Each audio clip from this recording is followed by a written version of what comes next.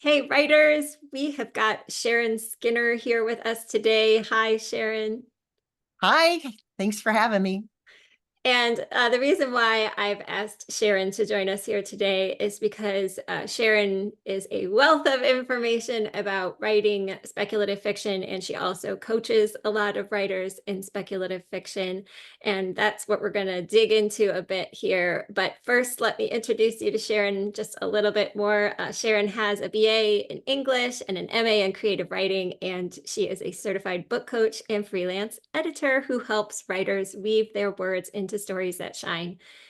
Sharon also serves as the regional advisor for the SCBWI Arizona, which is a division of the Society of Children's Book Writers and Illustrators. So, in addition to writing and coaching all the things in speculative fiction, Sharon also has experience working and writing with novels that go from middle grade, YA, adult, all the books and picture books, but we're not going to get into speculative fiction picture books here today.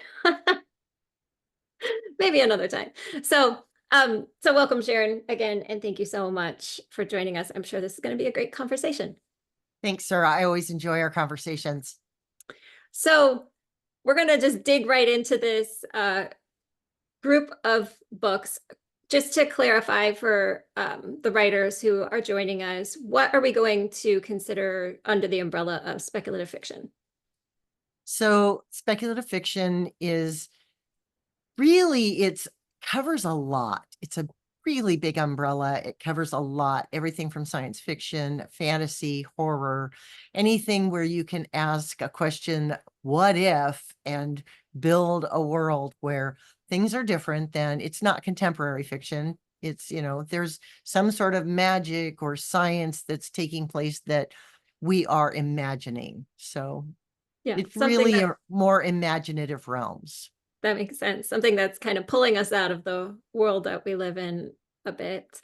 And one thing that is fascinating to me about speculative fiction is that writers of speculative fiction, boy, do they love planning and building their worlds and imagining Mhm. all the things. And that's really what we're going to focus on this conversation here today, because sometimes this is a good thing, and sometimes it is a bad thing for writers because they just get stuck. So why is it that our speculative fiction writers are just caught in this hamster wheel sometimes of planning and building and doing all the things? Well, I think that one of the things that happens is that we get so enamored with our worlds and the worlds that we're building, and we get so into the details and the nitty gritty, which is great. It's good to know. It's good to have a layered world. It's good to know the geography. I mean, even when you're writing contemporary fiction or a novel of any kind, you really need to know the lay of the land, what time of year it is, what are we operating under? Are we historical fiction where we have different methodologies of getting around? How long does it take to get to the neighbor's house? But when you're writing speculative fiction, it's really more about, well, okay, so do I have horses or do I have some other kind of creature that we ride on? Do I have dragons that I can fly across the realm with? And how do I limit the abilities of my characters? Because if I have a magic system, I need to make it so that magic doesn't fix all the problems, because if magic can fix all the problems, then there's no story there, right?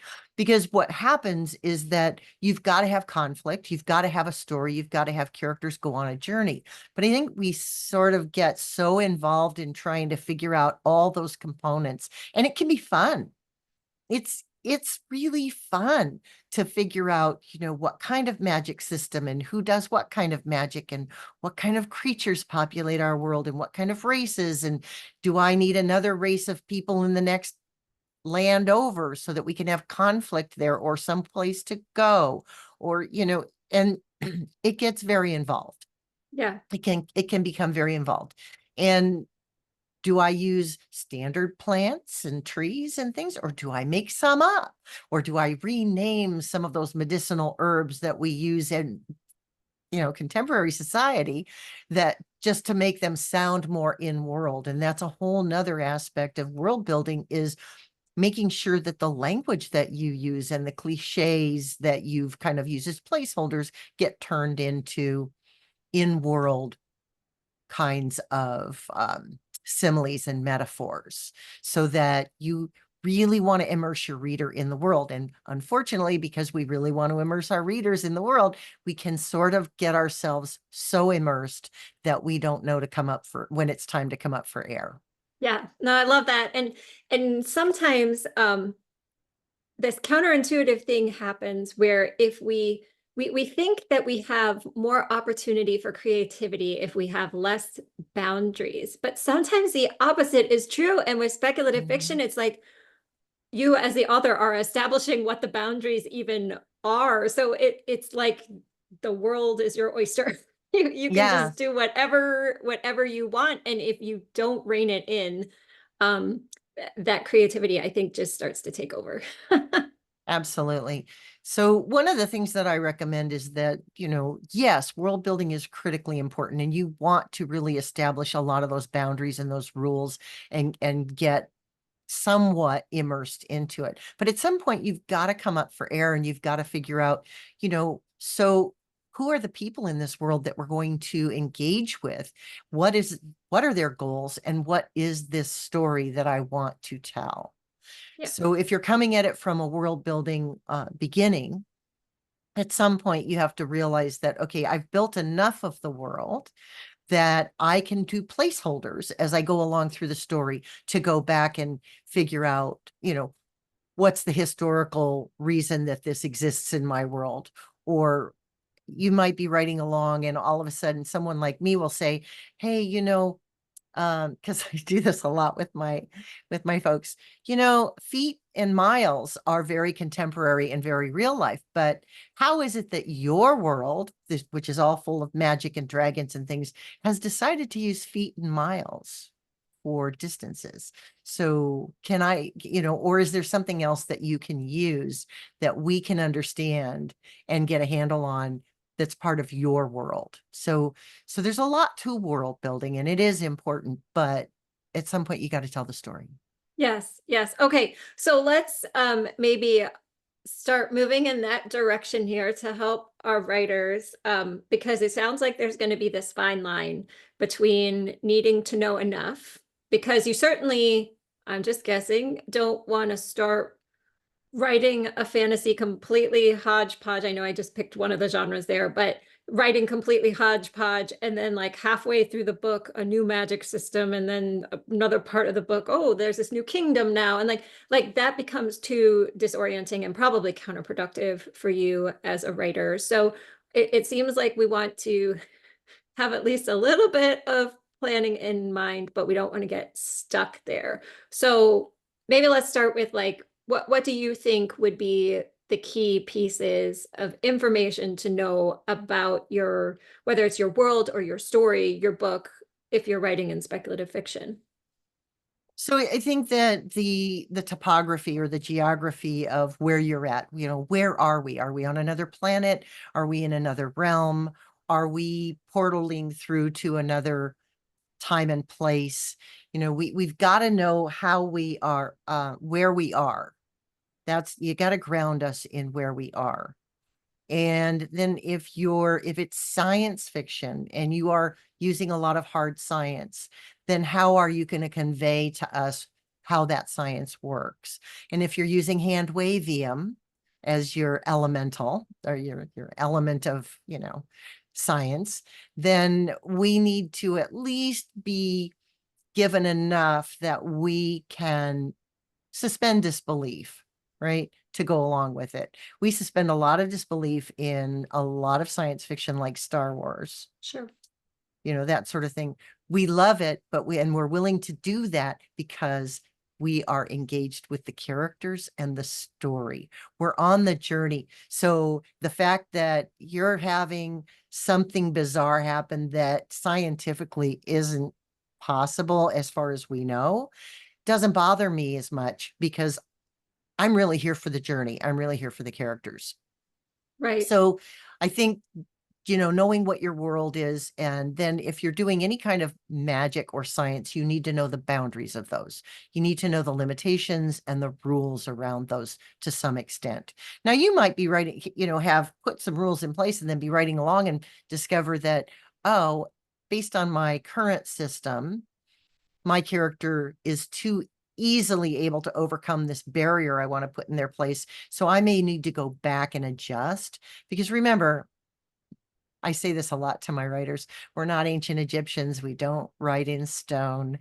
Everything is malleable until it's published, right? It's all malleable, it's all adjustable and revisable. So I think you just have to have a good idea of what the world looks like, and some of the social structure is important as well, because why else are we there? We need to know what the journey's going to be for these characters, what their goals are. And if you don't have any idea of what the world is like and what they might want because of their setup, the situation, like political or social or whatever it is, then then it's hard to write forward. Right.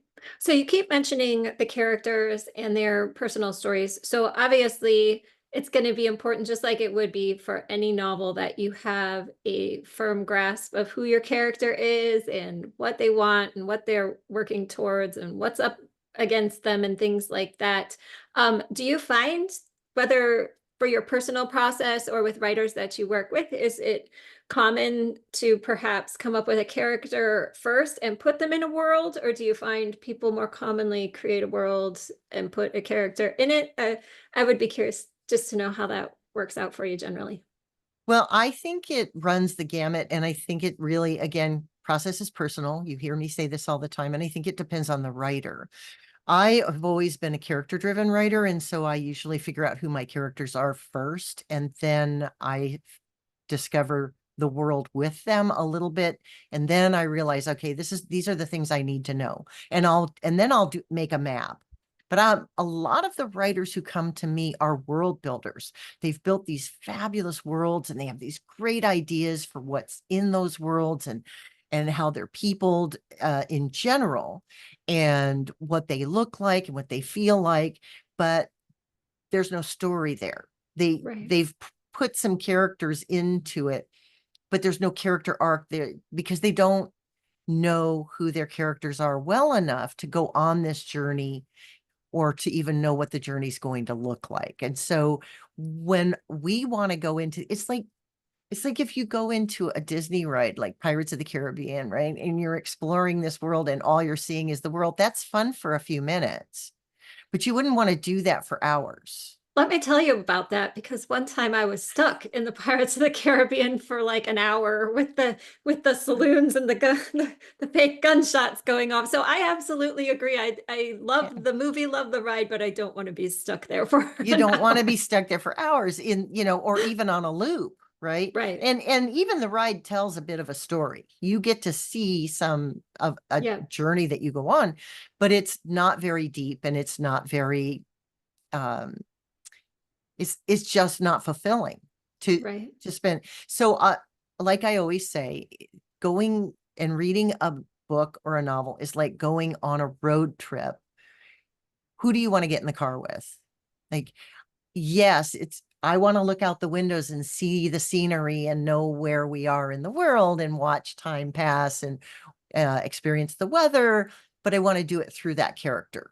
Everything I want to do is through that character. And who do you want to get in the car with and stay in the car with? And you want your readers to stay in the car. You don't want them to get out at the first rest stop, right? Right. Right. So apart from the world building, what key components of a story do you think are the most beneficial for spec fic writers to figure out in advance? Because I mean, certainly we know people are plotters or pantsers, and there's a wide variability there, but it does seem like it would be beneficial, besides just the world building, to maybe know a few important pieces about my story before I start, typing or putting my pen to paper. So We are always making a point, and this is something we talk about a lot as coaches, and that is part of the Author Accelerator certification process, is that we're always making a point. So what is your point? What point do you want to make? What kind of a story do you want to tell? What kind of a journey do you want to take us on? I think those are things that you have to really think about. And who are you going to have as your main character? Who is the driver of the story, the person that we're going to go on this journey with? I think it's really important to know those things. And what do they want? What are their goals? What is it that they really want? Because you can't really throw barriers in their way until you know what it is they want. And you also need to know why they want it, because that's the glue that sticks them to the journey, is that motivation. What's motivating them to go on this journey in the first place, to go after what they want? And it's got to be really powerful motivation. There's got to be a reason why they're going. So those are some of the key things that I think you need to know. And those all fall under, really under, not all of them, but a majority of that falls under who is that character and what is their story. Right. Because you can get all the plot points you want out of that, because you just start throwing things at them and putting things in their way and make them go over those obstacles. Right. And I love the things that you've mentioned because those key components are universal across story. Like you would want to know all the things that you just said about character and motivation and point and all of this stuff, whether you were writing a fantasy or a historical fiction. Yeah, for sure. So, okay. So, are there any dangers that you sometimes see? Let's flip it maybe the other way. If people we've talked a bit about maybe not knowing enough. What are the dangers of dwelling too much in the land of planning? And at what Well, point do we need to get our butts in gear? yeah, never writing the story. I mean, Yeah. I worked with an author at one point who had 3 binders full of planning, years worth of stuff that he'd been working on, figuring out every little detail of who his characters were, what all of his fantasy realm looked like, all of the magic systems and all of it. And he'd never written a word yet. And he came to me, he came to my workshops, and we got him moving on actually writing. But that the danger is being stuck in the loop, as you said, the hamster wheel, where you're kind of spinning and you don't actually ever write the book. And I'm going to quote Jane Yolen's 3 rules for writing. Number 1, write the book. Number 2, write the book. And number 3, write the book. Those are the 3 rules from Jane Yolen that I quote her on that for writing a book. Right. At some point, you have to do the writing.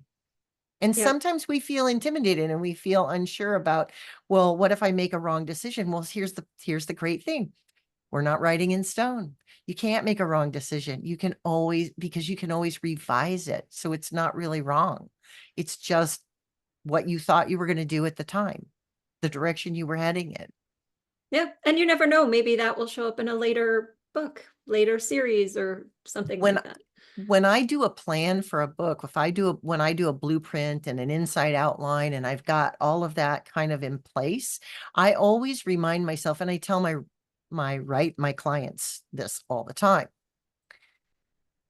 It's like having a map that you get at AAA, right? I want to go from California to New York, LA to New York City, and they will give you a direct route. But you're driving along and you see that there's something exciting. You know me, I like the ball of string example. There's the ball of string. I want to go see the giant ball of string. So take that journey, go see it. And if it fits in the story and it works, keep it. And if it doesn't, you have only gone a little way off the path, right? But you've probably learned something about your characters along the way, or maybe even about your world that's important, even if you don't keep the ball of string in there. Right. Right. So, writers, you've heard us talk a bit here as part of this story development about the importance of having strong concept of characters and compelling characters. And Sharon actually has a great resource for this. Sharon, could you tell us a bit about your compelling characters program? Absolutely. One of my areas of genius, I'm just going to own that, is character and character development and helping writers with character and character arc. And so I have been working for the last couple of years on taking a lot of what I do with my clients and turning it into a self-paced course that is now available on Teachable. It's called Keys to Creating Compelling Characters. And you can find my school. It's Book Coaching by Sharon at Teachable, or you can go to my website, Book Coaching by Sharon, and there will be a page in the resources that will link you to the course. And right now I'm launching it. So it's a low $49 for the next 90 days, but I didn't really come here to sell. So, but No, you it's know, a but great if you, resource that I think will yeah, help a lot of writers. So it's very robust, and it has 5 main lessons on developing character, and it's all got worksheets and everything. So you're developing your characters as you go through the learning. And then it's got a bonus lesson to help you with your character arc for the book. So yeah. great. And is this a program that's specifically for writers of speculative fiction, or is it more encompassing across genres? It's usable across genres. It's great for anybody who is writing and wants to develop their characters and get to know their characters better so that they don't fall flat. It's, again, I'm a big believer that we want to get in the car with somebody who's at least interesting, that we want to go on this journey with, even if they're not likable, Yeah. as long as we, can understand why they're on the journey and why they make the decisions that they make. And knowing all of those things about your character before you really start writing about that character are really going to help you as you go along and develop your plot points as they journey through the world that you've built. Yep, I 100% agree. So, Sharon, I just want to thank you again so much for your time and for this conversation. I hope that it will help writers, especially those of you who are writing speculative fiction, to kind of let's move along and let's get the writing done, as Sharon has said. So, thank you so much for your time. Thanks for having me. This is always a lot of fun, and I encourage you all to just keep writing. And I wish you the best of luck in all your writing and publishing endeavors. Awesome. Well, thank you, writers. We will see you next time. Bye. Bye.